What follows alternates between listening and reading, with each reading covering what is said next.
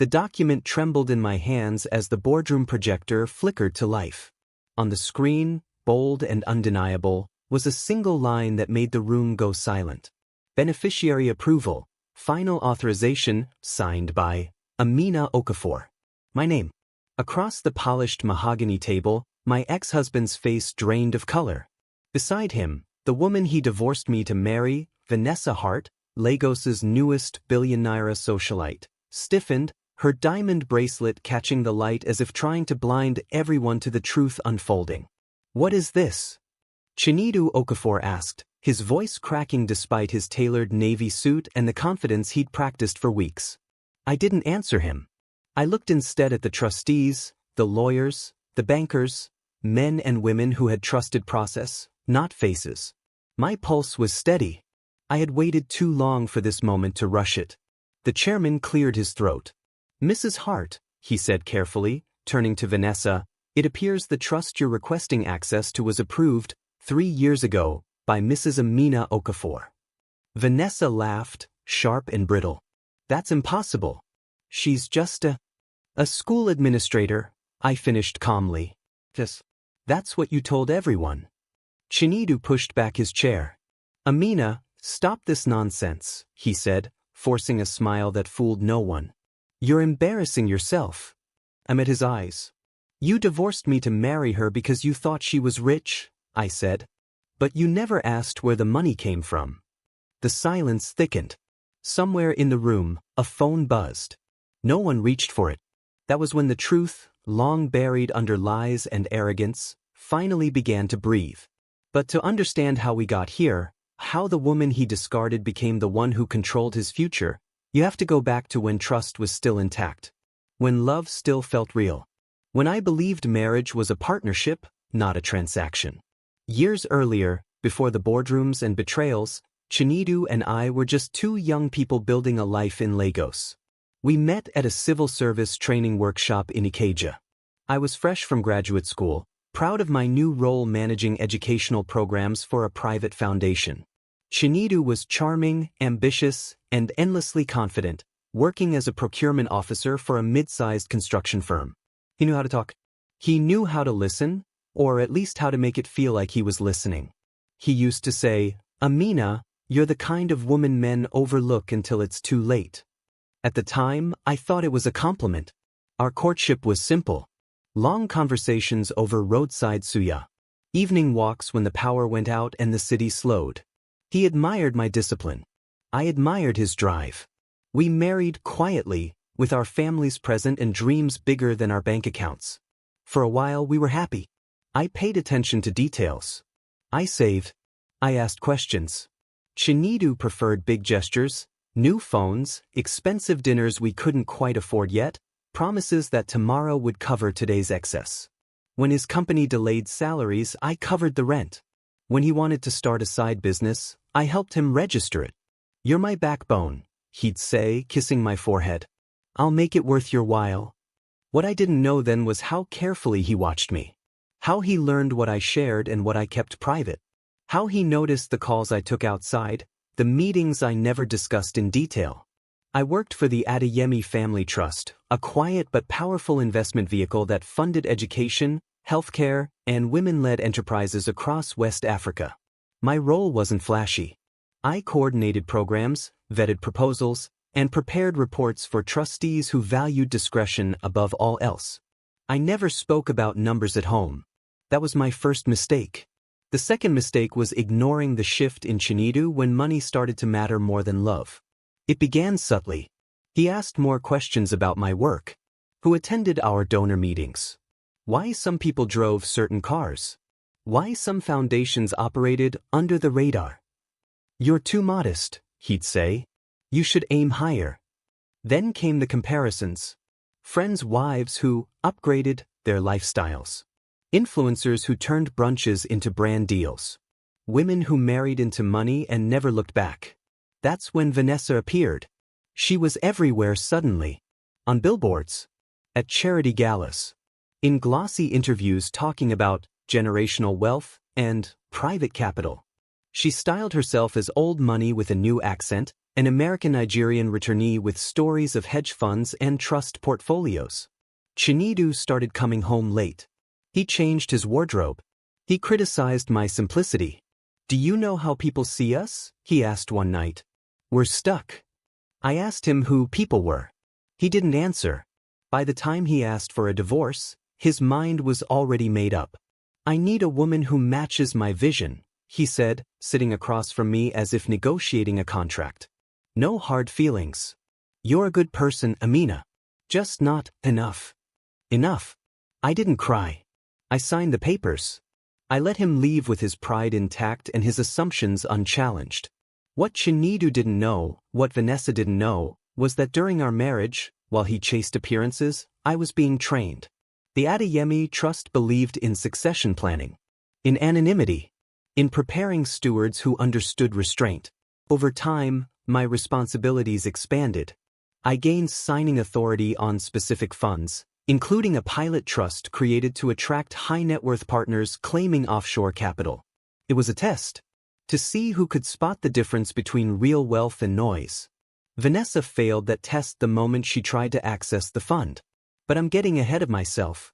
After the divorce, I stayed quiet. I moved into a smaller apartment. I focused on my work. I watched from a distance as Chinedu's life transformed on social media.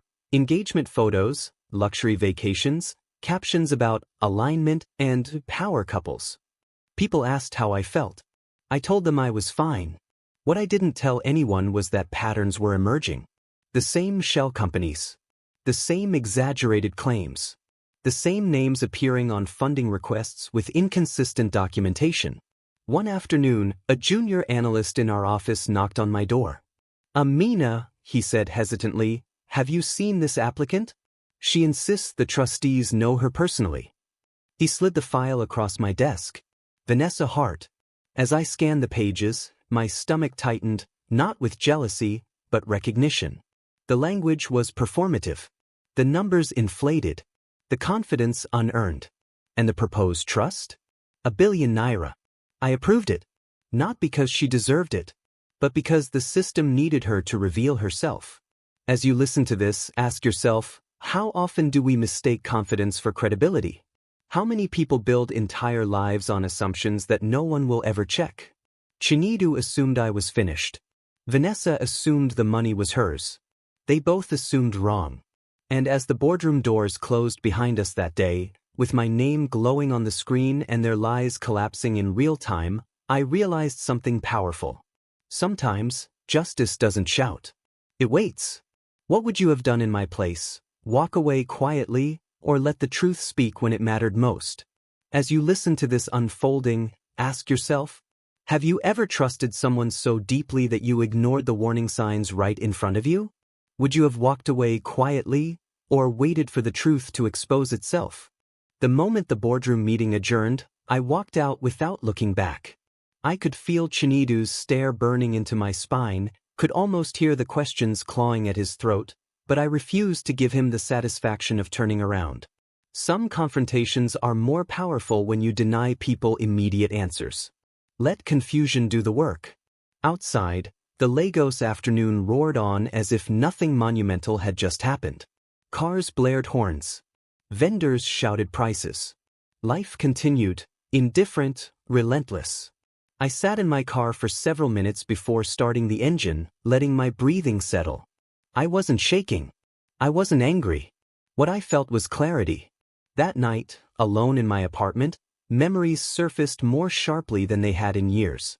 After the divorce, people assumed I was broken. Some friends drifted away, uncomfortable with my quiet resilience.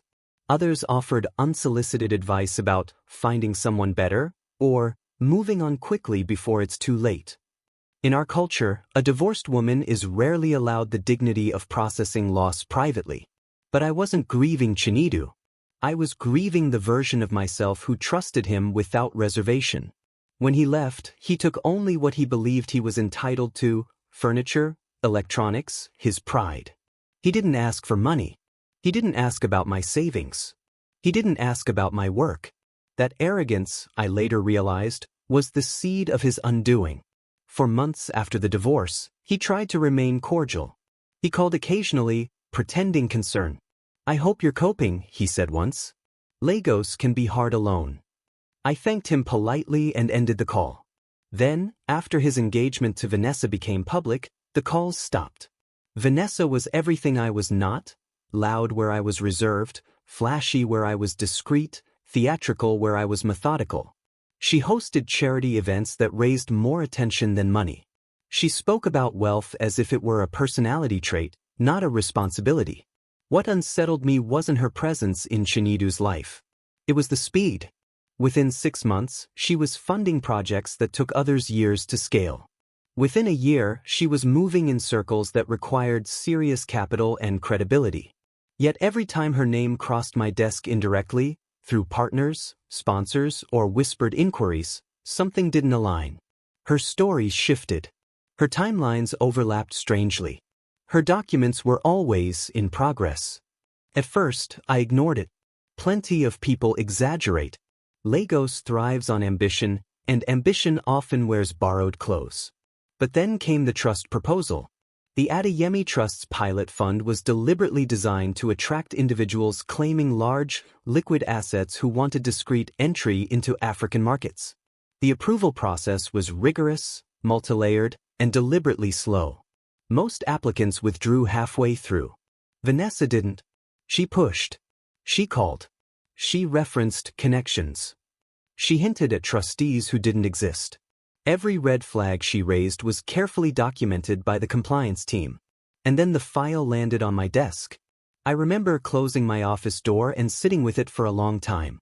My personal history with Chinedu and Vanessa presented an obvious conflict of interest, one I disclosed immediately to the board.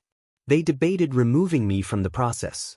But one trustee, an elderly woman named Mrs. Adeyemi herself, listened quietly and then asked a single question. "Does your history make you biased," she said, "or uniquely qualified to see what others might miss?" That was how I became the final approving authority. I structured the trust with safeguards, delayed disbursements, performance triggers, transparency clauses that appeared standard but were anything but. The funds would only be released once the beneficiary demonstrated verifiable assets and passed independent audits. In other words, the money existed only on paper until the truth surfaced. Vanessa announced the trust publicly before accessing a single naira. That arrogance was familiar. Chinedu, emboldened by her supposed wealth, quit his job.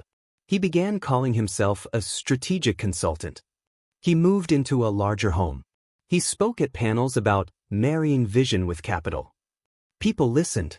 And that was the most painful part. Not that he left me, but that he dismissed the quiet strength I carried while glorifying illusion. As weeks passed, requests began flooding in from Vanessa's representatives. Complaints about delays. Threats of legal action. Appeals to authority. Each one was answered with professionalism and patience. Behind the scenes, however, something else was happening. A junior compliance officer named Tund noticed inconsistencies in Vanessa's offshore claims. Shell companies registered in jurisdictions notorious for opacity. Bank statements that didn't match transaction histories. Letters of credit that referenced institutions no longer operating. Piece by piece, the facade cracked. I instructed the team to continue correspondence, to keep her engaged, confident, comfortable. People reveal the most when they believe they are winning. Chinedu reached out again during this period. "You're still working at that foundation, right?" he asked casually, as if years of dismissal had never happened. "Yes," I replied. "You should come for dinner sometime," he said. "Vanessa loves networking." I declined. Something in my tone must have unsettled him, because his voice sharpened. "You know," he said, "some people peak early. Others watch from the sidelines." I smiled after the call ended. He had no idea how close he was to the truth. As the date for Vanessa's trust access approached, the board scheduled a final review meeting. All beneficiaries were required to attend in person. That was the meeting where Chapter 1 began. Now, sitting alone hours later, my phone buzzed. A message from an unknown number. "Amina, please. We need to talk." Then another. "You embarrassed us today." I placed the phone face down and stared at the ceiling. For years, I had swallowed discomfort to preserve peace. I had shrunk myself to fit someone else's ego. I had been polite when silence would have been stronger. That era was over. The next phase wouldn't be loud. It wouldn't be cruel. But it would be final. And as events continued to unfold, one question loomed larger than all the rest. When people build their lives on lies, who do you think collapses first? The liar or everyone who believed them? You'll see. By morning, Lagos had already chosen chaos. My phone rang before sunrise. Unknown numbers. Missed calls stacking like unanswered accusations. I ignored them all and moved through my routine with deliberate calm. Prayer, tea, the quiet ritual of getting dressed. Control begins with ordinary discipline. By the time I arrived at the office, the tension was waiting. Tun stood near my door, laptop clutched to his chest, eyes alert. "She's escalating," he said without preamble. "Her lawyers sent another letter overnight. They're alleging reputational damage." I nodded. "But that means pressure." Inside my office, the air felt heavy, as though it knew what was coming. I sat, opened my laptop, and reviewed the overnight audit report. What had once been suspicions were now patterns too consistent to ignore. Vanessa Hart's wealth didn't just look exaggerated. It looked engineered. Her so-called investment vehicles traced back to 3 shell entities, each referencing the other in a circular flow of funds. Money moved just long enough to appear legitimate, then vanished. A classic illusion of liquidity. Enough to impress outsiders. Not enough to withstand scrutiny. What troubled me more was the human element.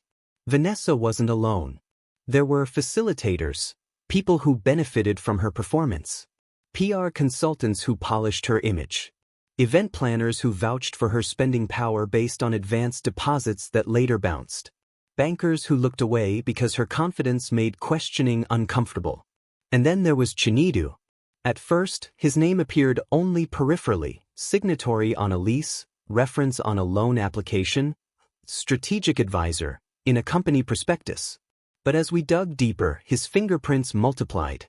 He wasn't just married to the illusion. He was helping maintain it. That realization didn't hurt the way I expected. It didn't feel like betrayal all over again. It felt like confirmation. Like finally naming a sickness after years of vague discomfort. By midday, the board requested an emergency compliance briefing. I stood at the head of the conference room as charts and timelines filled the screen behind me. I spoke calmly, clinically, as though narrating someone else's story. "This is not a single misrepresentation," I said. "It's a constructed identity built to access capital." One trustee leaned forward. "Are you saying she never had the money?" "I'm saying," I replied carefully, "that her wealth exists only as long as no one asks the right questions." Silence followed. Not disbelief, recognition.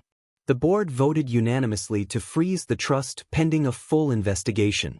That decision set everything else in motion. By evening, blogs picked up whispers of delays and internal reviews. Vanessa's social media posts grew louder, more defiant. Quotes about resilience. About enemies disguised as friends. About women threatened by other women's success. I watched it all without reacting. Then Chinedu showed up at my apartment. I knew it was him before opening the door. His knock had always been impatient, as if the world owed him immediate access. He looked different, still polished but strained around the eyes. The confidence he once wore effortlessly now sat like an ill-fitting jacket. "We need to talk," he said, stepping inside without waiting for permission. I let him. Power is often revealed by what you allow. He paced the living room, running a hand through his hair. "What you did today, this delay, it's unnecessary." I folded my arms. "Is it?" "You know how these things work," he snapped. "There are processes, reviews. But you don't embarrass people publicly." I met his gaze. Interesting choice of words. He stopped pacing. "Vanessa is under a lot of pressure," he said. "This trust, this money, it's already committed." "To what?" I asked. He hesitated. "Just a fraction too long." "Projects," he said vaguely. "Investments." "Or appearances?" I countered. His jaw tightened. You're doing this because of us, he accused. Because you're bitter. That word again. Bitter. As if clarity were resentment. No, I said quietly. I'm doing this because the numbers don't add up. He laughed, but there was no humor in it.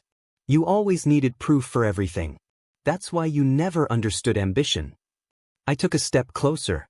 And you always needed applause. That's why you never learned restraint. The words landed harder than I expected. He flinched. For a moment, I saw the man I once loved, the insecurity beneath the bravado, the fear of being ordinary. Then it passed. You think you're smarter than everyone, he said. But this will blow back on you. Vanessa won't let this go. I smiled faintly. Neither will the truth. He left without another word. That night, I couldn't sleep. Not because I doubted my choices, but because I finally understood the full shape of the betrayal. It wasn't just that Chinedu left me for someone he thought was richer. It was that he had decided my worth and his future based entirely on illusion. And now that illusion was cracking. Over the next week, the pressure intensified. Vanessa's team demanded meetings. She posted carefully curated videos insisting everything was being sorted. She accused unnamed forces of sabotaging her. She hinted at sexism, at jealousy, at conspiracies. Then she made a mistake. She reached out to me directly. The message was polite on the surface. Warm even. Amina, I think there's been a misunderstanding. Women like us should support each other. Let's talk privately and clear this up. Women like us. I stared at the screen for a long time before replying. Happy to discuss. In the presence of auditors. She didn't respond. Instead, she leaked a story to a lifestyle blog suggesting that her trust delay was caused by a disgruntled ex-wife with influence issues. That was when the comments started. People debated my character without knowing my name. They speculated. They judged. Some sympathized with Vanessa. Others smelled something off. I said nothing. Silence, again, did the work. Behind the scenes, the auditors finished their report. It was worse than we expected. Fabricated valuations. Forged letters. Transactions timed to create the illusion of wealth during key appearances. And at the center of several decisions, Chinedu's email address. He had introduced Vanessa to people. He had vouched for her. He had used my former surname to imply proximity to institutional power. Not criminal, but deeply incriminating. The board scheduled the final hearing. A closed-door session with legal counsel present. Vanessa and Chinedu were both summoned. This time, there would be no performance. No filters. No audience to manipulate. As the date approached, I received one final call from Chinedu. His voice was different. Smaller. Did you ever love me? He asked. I paused. Yes, I said honestly. And now, he whispered. Now, I replied, I love the woman I became after you. The line went dead. As I prepared my notes for the hearing, one thought stayed with me. Betrayal doesn't always arrive as cruelty. Sometimes it arrives dressed as ambition, as vision, as progress. And the most dangerous lies are the ones people tell themselves. When the doors closed at that final hearing, there would be no hiding. And when everything came out, only one question would remain. Is it worse to be deceived, or to willingly live inside a lie because it feels more comfortable than the truth? That answer was coming. Let me ask you this. When someone's confidence doesn't match their consistency, do you question it, or do you assume they know something you don't? If this moment resonates with you, tap the like button, share this story with someone who needs to hear it, and leave your thoughts in the comments. And if you appreciate stories that reveal truth layer by layer, don't forget to subscribe. There's much more ahead. The hearing room was smaller than the boardroom, but the air inside it felt heavier. There were no cameras. No polished speeches. Just a long oval table, a row of legal files stacked neatly, and the quiet understanding that whatever happened here would change lives permanently. Vanessa arrived first. She wore cream silk, understated but deliberate, the kind of outfit chosen to signal innocence rather than power. Her hair was pulled back tightly, exposing a face that looked composed until you studied it closely. Her smile didn't reach her eyes. Chinedu came in minutes later. He avoided my gaze. That alone told me more than any audit ever could. The chairman opened the session with procedural formalities, then handed the floor to the lead auditor. Slide after slide appeared on the screen. Timelines, transaction trails, corporate structures that folded in on themselves like mirrors. Vanessa's posture stiffened with each revelation. When the forged letters were displayed, she crossed her arms. When the shell companies were linked, she shook her head slowly, as if disappointed by our imagination. But when Chinedu's email address appeared, attached to a recommendation letter she had claimed came from a private family office in New York, she turned toward him sharply. "What is that?" she demanded. Chinedu swallowed. "It's just consulting support," he said. "Strategic language. Everyone does it." The auditor didn't react. "Mr. Okafor," he said calmly, "you represented these assets as independently verified." Chinedu opened his mouth, then closed it. For the first time since I had known him, he had no words. Vanessa leaned forward. "This is a misunderstanding," she said, voice smooth but strained. "My finances are complex. International." The lawyer across the table adjusted his glasses. "Complex does not mean unverifiable." Silence fell again. I hadn't spoken yet. That was intentional. Sometimes people reveal themselves most fully when you give them enough rope. Vanessa straightened, reclaiming her performance. "Let's be honest," she said, turning slightly toward me. "This is personal. You were married to him. You're using your position to punish us." All eyes turned to me. I took a breath, not because I was nervous, but because timing matters. "I disclosed my conflict of interest," I said evenly. "And the board decided transparency was best served by keeping me involved." Vanessa scoffed. "Convenient."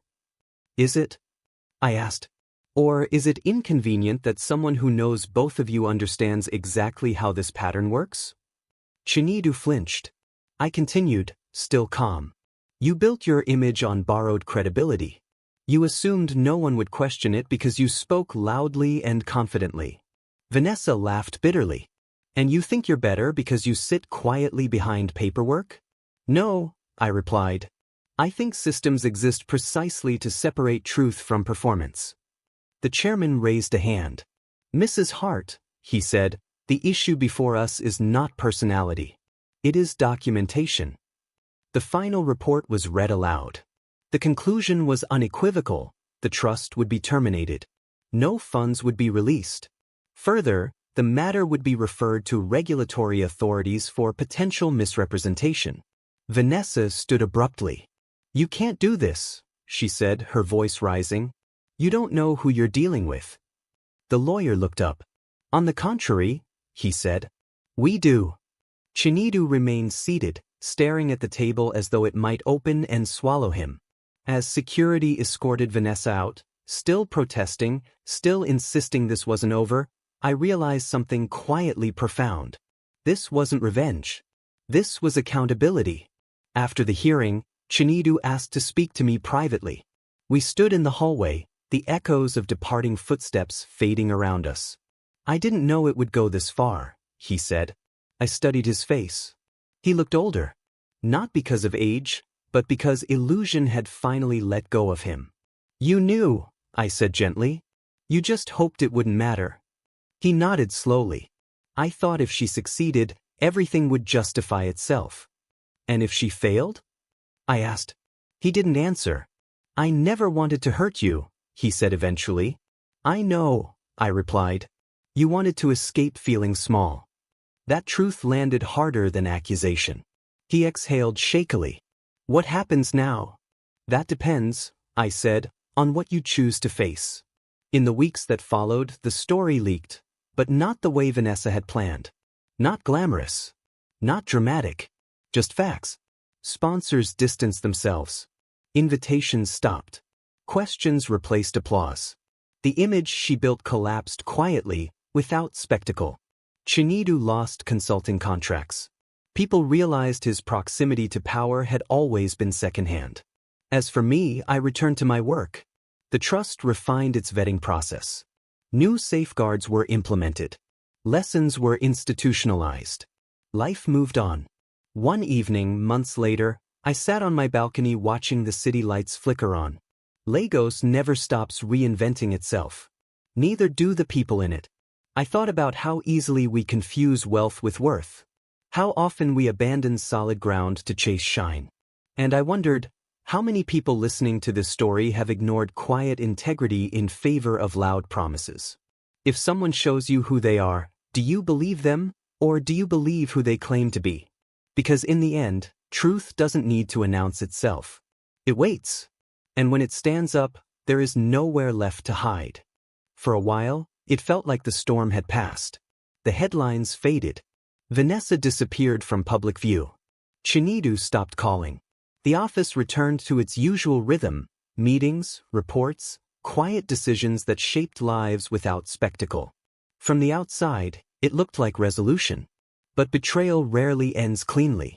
It lingers. It looks for cracks. 3 months after the hearing, I was called into a closed-door meeting with the board. Not an emergency. Not a crisis. Something worse. Uncertainty. One of the trustees slid a folder across the table toward me. "We received this last week," he said. "Through an intermediary." I opened it slowly. Inside were documents, emails, screenshots, transaction logs. At first glance, they looked familiar. Too familiar. Then I saw it. My name. Not as a signature. As a target. Someone had filed a petition with a regulatory body, alleging that I had manipulated trust approvals for personal revenge. The language was careful, almost respectful. The evidence was selectively edited. Out of context. And at the center of it all was a sworn statement from Vanessa Hart. "She's trying to burn everything down with her," one trustee said quietly. "Including you." I closed the folder and leaned back in my chair. This was the part people never see. They think justice is a straight line. Expose the lie, punish the liar, move on. But when someone's entire identity is built on deception, they don't accept consequences, they retaliate. "She's accusing me of abusing authority," I said. "Then she's admitting she believed I had authority." A trustee nodded. "Which creates ambiguity." Ambiguity is dangerous. It's where doubt grows. The board didn't suspend me. They didn't accuse me. But they initiated an independent review of my decisions, not because they believed Vanessa, but because institutions survive on perception as much as truth. I welcomed it. What unsettled me wasn't the investigation. It was the timing. 2 days later, Chinedu called. I hadn't saved his number, but I recognized it immediately. "I heard," he said quietly. "Heard what?" I asked. "That Vanessa is coming after you." I almost laughed. "She already did." He was silent for a moment. Then, "She's not well, Amina." "That's not my responsibility," I replied. "I know," he said quickly. I think she's panicking. Everything she built is gone. And she thinks you're the reason." I looked out the window at the traffic below. "She's not entirely wrong." He sighed. "You could have stopped earlier." I turned then. "So could you?" That ended the call. The review process was exhaustive. Emails pulled. Meetings reconstructed. Decisions dissected. Every choice I had made over the last 3 years was examined under a microscope. It was exhausting, but also revealing. Patterns emerged that had nothing to do with Vanessa. Other applicants who had failed similar tests. Other illusions that had collapsed quietly before they could do harm. In trying to destroy me, Vanessa had exposed a much larger truth. The system worked when people respected it, and resisted it when they wanted shortcuts. Still, the personal toll was real. Whispers followed me into rooms. Some colleagues avoided eye contact. Others watched too closely. Trust, once questioned, takes time to rebuild. One evening, after a particularly long day, I ran into Mrs. Adeyemi in the elevator. She studied my face for a moment. "You're tired," she observed. "I'm fine," I said automatically. She smiled faintly. "You're principled." "That's different." The elevator descended in silence. "You know," she said finally, "people like Vanessa don't fear consequences. They fear irrelevance. That stayed with me. A week later, the review concluded. The findings were clear. No misconduct. No abuse of power. Every decision justified. Every step documented. The board issued a formal statement clearing my name. Vanessa's petition was dismissed. But the story didn't end there. Because once someone realizes they can't win quietly, they sometimes choose to lose loudly. Vanessa went public. An interview. Carefully styled. Carefully edited. She spoke about betrayal, about being set up, about trusting the wrong people. She cried on cue. She framed herself as a victim of elitism and insider power. The comments were divided. Some believed her. Some didn't. But the noise returned. That night, I received a message from a young woman I didn't know. I worked for her. It read, "Everything you said is true. She made us lie. Thank you for standing firm." Then another. And another. Former assistants. Vendors. People who had been pressured, underpaid, silenced. Vanessa's performance had created casualties. And now they were speaking. I didn't respond publicly. I didn't need to. The truth, once released, has momentum. As I sat alone that night, reading messages from strangers who had found their courage late but sincerely, I reflected on something deeper. Chinedu had chosen Vanessa because she represented what he wanted to become. Vanessa had chosen illusion because it delivered admiration faster than substance. And I had chosen patience. Not passivity. Patience. And that choice, more than any document or title, was what saved me. So here's the question I want you to consider as you listen. When lies collapse, do you cling to them louder, or do you step aside and let the truth breathe? Because the final reckoning doesn't always come from courts or boards. Sometimes, it comes from the people who were watching quietly all along. And in the end, that's the judgment no performance can survive. Pause for a second and think. If the truth threatened your reputation, would you defend yourself with facts, or hide behind noise and excuses? If you've ever seen quiet truth stand firm while loud lies collapse, like this video, share it with others, and tell us your perspective in the comments. Make sure you subscribe if you want more stories that expose betrayal and accountability without shortcuts. The first knock came just after dawn. It wasn't loud. It wasn't aggressive. It was the kind of knock that carried intention, the kind that told you whoever stood on the other side already knew you were awake. When I opened the door, 2 officials stood there, neatly dressed, badges visible but not thrust forward. Polite. Professional. Mrs. Okafor, one of them said, "We'd like to ask you a few questions." I stepped aside without hesitation. This is the part no one prepares you for.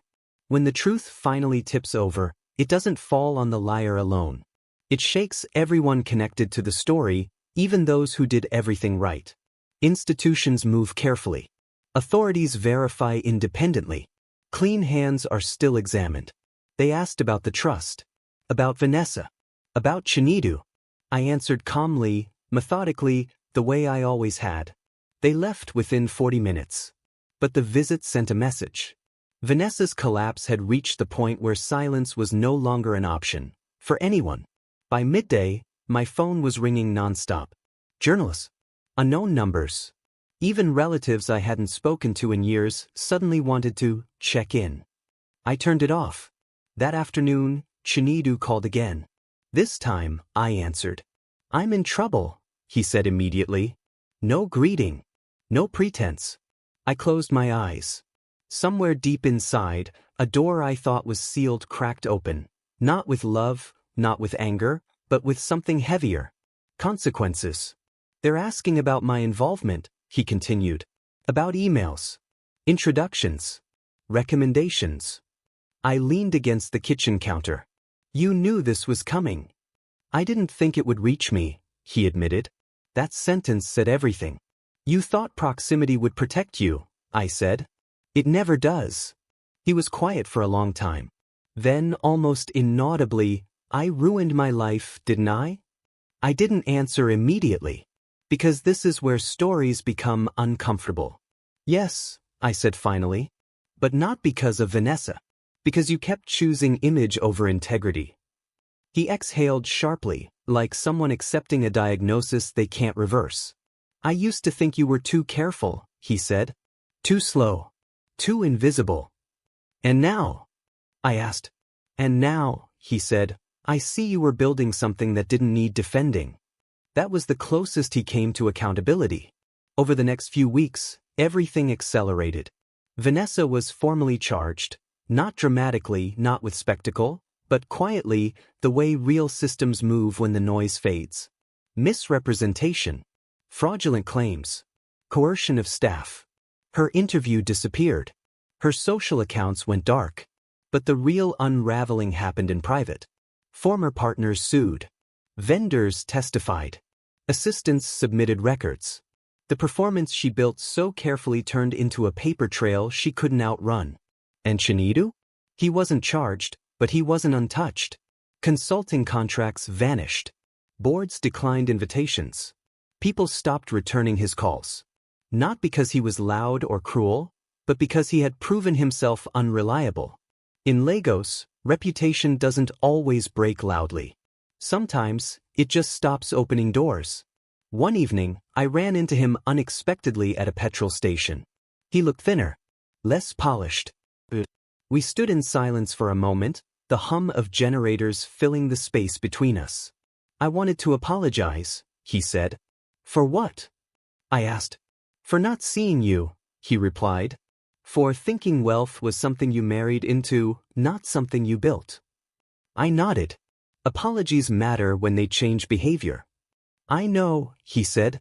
I don't expect forgiveness. I'm not offering it, I said gently. I'm offering closure. That seemed to settle something in him. He nodded once and walked away. That night, sitting alone, I thought about how many people watching this story might recognize pieces of themselves in Chinedu, or Vanessa, or even me. We live in a world that rewards performance, that celebrates appearance, that mistakes noise for power. Let me pause here and ask you, honestly, have you ever trusted someone because of how confident they looked, not because of what they consistently did? Have you ever ignored quiet red flags because the surface story felt too good to question? You don't have to answer out loud. Just sit with it. Because the final stage of betrayal isn't exposure. It's acceptance. Accepting that the person you loved wasn't who you thought they were. Accepting that the life you imagined wasn't real. Accepting that sometimes, walking away intact is the greatest victory. As the legal processes continued, I withdrew further from the noise. I focused on my work, on mentoring younger staff, on building systems that didn't rely on personality or performance. One afternoon, a junior analyst asked me something that stayed with me. How did you know when to stop fighting and just let the truth handle it? I thought for a moment before answering. I didn't stop fighting, I said. I just stopped fighting loudly. Because the loudest battles are often the weakest. The strongest ones are fought quietly, patiently, with evidence and restraint. Vanessa wanted visibility. Chinedu wanted validation. I wanted peace. And that difference changed everything. The final chapter of this story isn't about punishment. It's about what remains when illusions fall away. And in the end, there's only one question left to ask. When the applause fades and the performance ends, who are you really left standing as? That answer was closer than any of us realized. The courtroom was quieter than I expected. No press. No crowd. Just polished wood, muted colors, and the soft shuffle of papers as people prepared to conclude something that had taken years to build and months to destroy. Vanessa sat at the far end of the room. Without the makeup. Without the posture. Without the audience. She looked smaller. Not physically, psychologically. As if the absence of attention had stripped away a layer she didn't know how to replace. When our eyes met, she didn't look away. For a brief moment, there was no rivalry. No anger. Just recognition. Two women who had been pulled into the same story for very different reasons. The judge read the findings calmly. Methodically. Each word landed without drama, but with finality. Guilty of misrepresentation. Guilty of fraudulent claims. Guilty of coercing employees to fabricate documents. Sentencing followed. Not harsh. Not lenient. Appropriate. Vanessa nodded as if she had expected it all along. That, more than anything, told me she had known for a long time how this would end. Chinedu wasn't present. He didn't need to be. His consequences had already arrived quietly: empty calendars, unanswered emails, invitations that never came. In a city that thrives on momentum, being forgotten is its own sentence. After the hearing, I stepped outside into the sunlight and felt something unfamiliar. Relief. Not triumph. Not satisfaction. Relief. Because the story no longer needed me to carry it. In the weeks that followed, life recalibrated. I was offered a promotion I didn't take. Instead, I proposed a structural change: rotational authority, deeper compliance layers, less dependence on any single name. The board agreed. Power, I had learned, should never sit too comfortably with one person. I began speaking quietly to young professionals, not publicly, not as a cautionary tale, but as a mentor. About patience. About documentation. About resisting the pressure to appear successful before becoming stable. One afternoon, I received a handwritten letter. It was from Vanessa. Direct. No excuses. She didn't ask for forgiveness. She didn't explain herself. She wrote only this: I thought visibility was power. I was wrong. You were right about systems. Take care. I folded the letter and placed it in a drawer I rarely opened. Some chapters don't need rereading. Months later, I ran into Chinedu one last time, by chance, at a traffic light. We recognized each other instantly. He smiled first. A real smile this time. Unpolished. Unambitious. I'm starting over, he said through the open window. Smaller. Slower. I nodded. That's usually where real things begin. The light changed. He drove off. I didn't watch him go. That night, sitting alone with the city humming beyond my balcony, I thought about how easily lives can be redirected by a single assumption. Chinedu assumed wealth could be married into. Vanessa assumed confidence could replace substance. And many people assumed silence meant weakness. They were all wrong. Silence, when chosen deliberately, is not absence. It is control. As you reach the end of this story, I want to leave you with this, not as advice, but as reflection. If someone walked away from you because they thought you were not enough, would you try to prove them wrong? Or would you quietly become so grounded that their absence stopped mattering? Because sometimes, the greatest justice isn't watching someone fall. It's standing firm when everything meant to shake you finally collapses. So tell me, honestly, in a world obsessed with appearance, would you choose to look powerful? Or to actually be powerful? Your answer says more about your future than any title ever could. And now, I'll leave you with this. If someone walked away from you because they thought you were not enough, would you try to prove them wrong? Or would you let your life speak for itself? If this story moved you, like this video, share it with someone who believes in quiet strength, and drop your thoughts in the comments below. And don't forget to subscribe, because stories like this don't just entertain, they remind us who we are. Thanks for watching.